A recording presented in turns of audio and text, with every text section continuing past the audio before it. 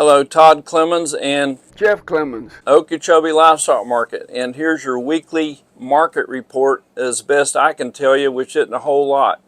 Over the last few weeks, it's been nothing but cataracts, colonoscopies, courtrooms, and a little bit of cattle here and there. And rodeos in Texas.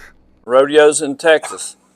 Our auctioneer was in the hospital. I don't know if everybody knows, but I don't think Aubrey would mind sharing, but he had a little minor stroke, and he went to Shands Hospital. He's home now, but he was there for a couple days.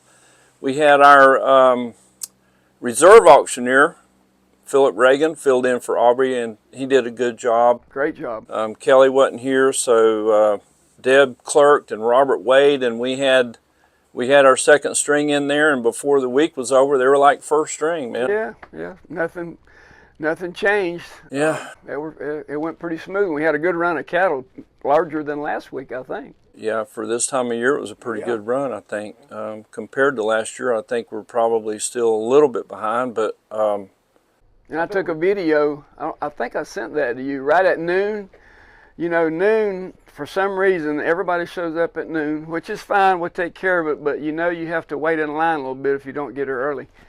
But our new parking lot thing, I think it worked really well, because we had trailers backed up in that particular lane that they were supposed to be in, and everything, they just came in and pulled up and backed up, and I thought it went good. It worked good. Right at sale time, it was really, really busy. It wouldn't have anything to do with an escapee.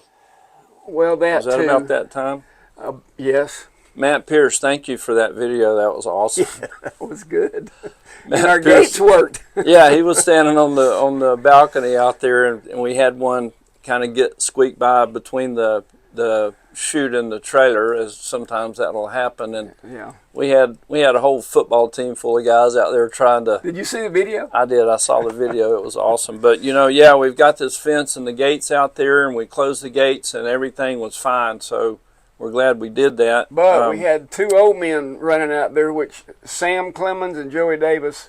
Y'all let the young boys do that next time. They were give out by the time they got to 98. Sam, the old. Well, what does that make you? Older. Oh, okay. Well, it's been crazy. It's been wild. The pink moon Saturday, the rocket launch, all at the same time. It was cool.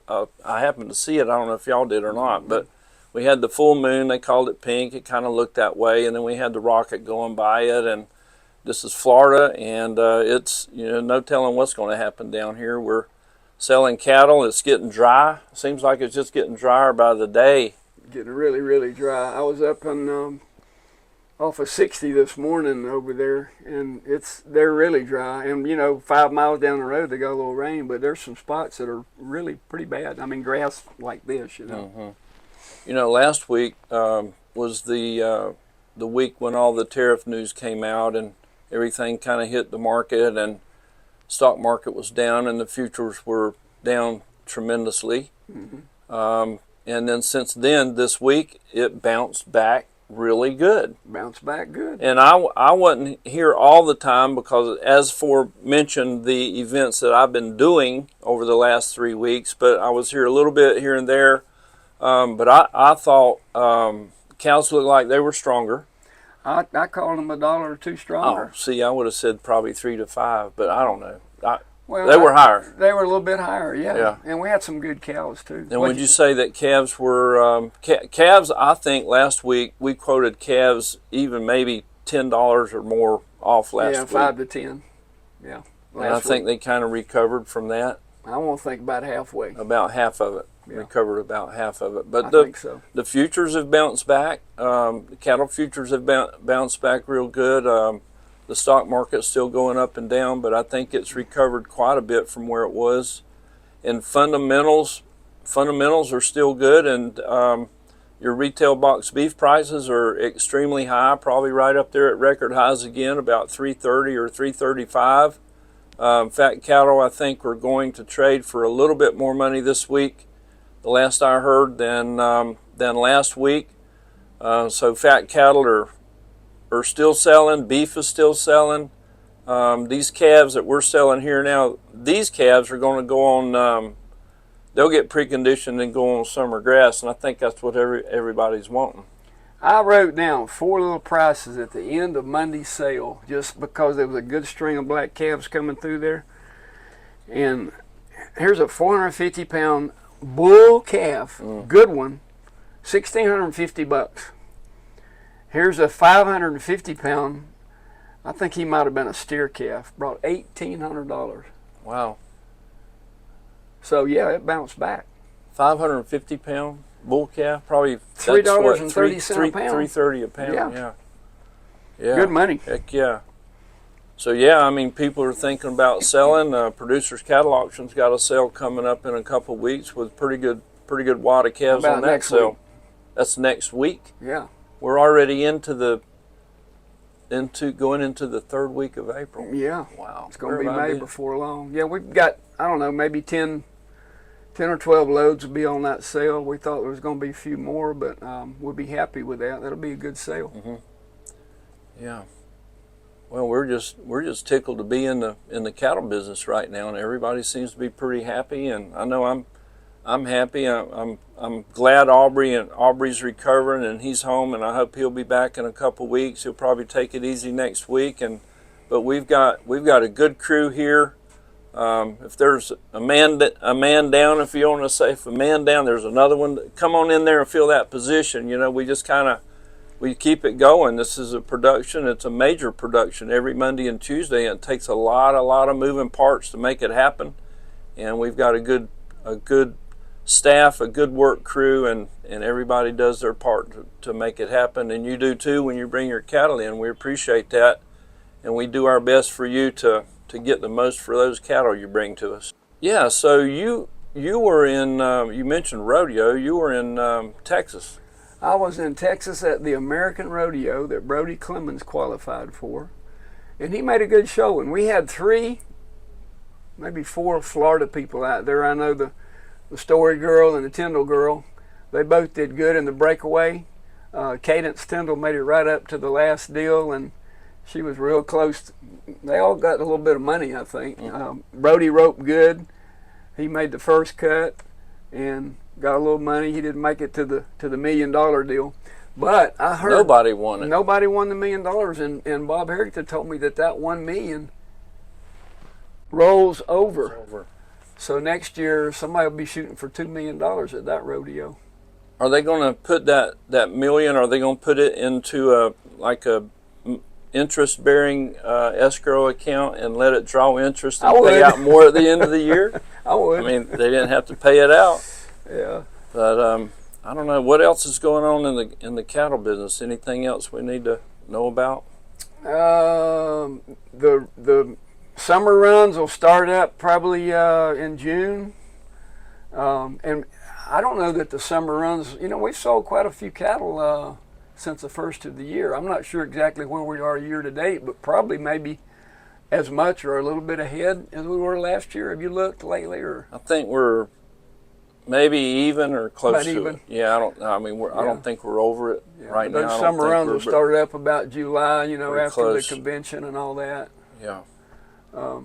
But, you know, if you've got some calves that you want to sell a little bit early, maybe get them off their mama to help them a little bit, this might be a good year to do it and get them bred back, because, you know, 500-pound calf, $1,700 ain't too bad money. That's not bad. Now, you'll see a few of these replacement heifers coming in here, and as always, they'll bring as much or more than a steer will bring. There was a good tiger stripe Brammer heifer yesterday. You weren't here, but I saw her come across the ring.